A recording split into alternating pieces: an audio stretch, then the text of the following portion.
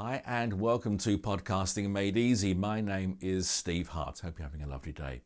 Was reading one of the podcasting forums on Facebook recently, and someone was complaining, having bought a Rodecaster Pro 2, that their output was the final recording of their show was really sounding really bad.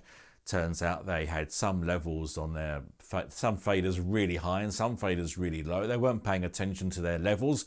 And the excuse was that they figured the main output compeller, the compressor and limiter built into the Rodecaster Pro 2 would have automatically fixed up all these levels to raise the volume of soft sounds, soft music, and lower the volume of those that went into distortion.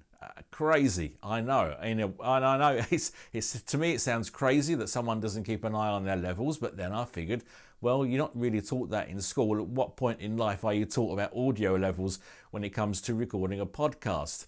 I remember my first cassette tape recorder bought for me in the 1970s, Christmas, I think, and I recorded Christmas Day, Top of the Pops or something, using a microphone pushed hard against the television speaker, which is kind of what you did in those days. And when I played the tape back, of course, it was all distorted, and I didn't understand why, until one of the adults in the room said, well, you got to keep the level of the audio down to the green area on this little bar, and if it goes into the red, if it stays in the red, it's distorting, so make sure the levels are kept into the green. And once I understood that, and it was a manual volume control to adjust the input level, away I went. I knew what I was doing. And of course that same lesson holds true today. You must keep an eye on the levels, particularly if you're using multiple sources.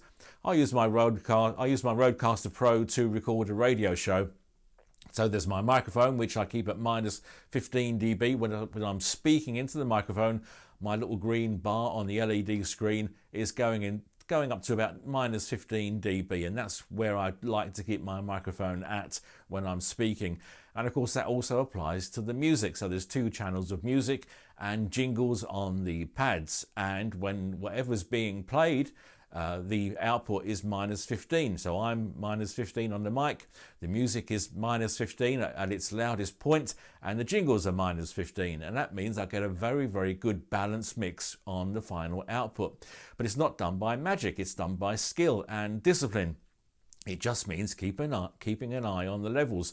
And if you can do that during the recording of the program, then boy, you're going to save yourself an awful lot of work when it comes to the final output, because you're not going to have, this song too loud, that speech too soft, this jingle just right, and maybe you've got to start adjusting the levels to get it all about the right level for the main output that you might send or upload to your podcasting distributor, or if you're doing a radio show like me, sending that final file of the recorded radio show to whoever it is that's broadcasting it.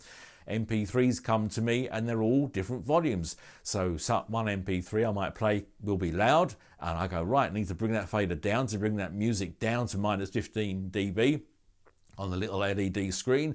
And then the next song might be soft, so I push my fader up a little bit to get the song up to minus 15 dB. And it's just the discipline of keeping an eye on those levels and making sure that you get a nice even audio level on the final output, because that not only does it sound great, saves you an awful lot of work in post. And ideally, I mean, I try, if I'm doing post-production on a radio show or something I've done, something I've recorded, then I've failed. I should be able to just get it in the can, in the bag, first go, and a cursory look at the waves and tells me that I've got it basically right. The master compeller in Rode is pretty good if you set it up right, but it's not a magic bullet by any stretch. On a kind of separate matter, I think it'd be great if the Rodecaster Pro had just a solid limiter built in for the main output, rather than this hybrid compressor limiter, which I don't really like the sound of, but that's a completely different matter.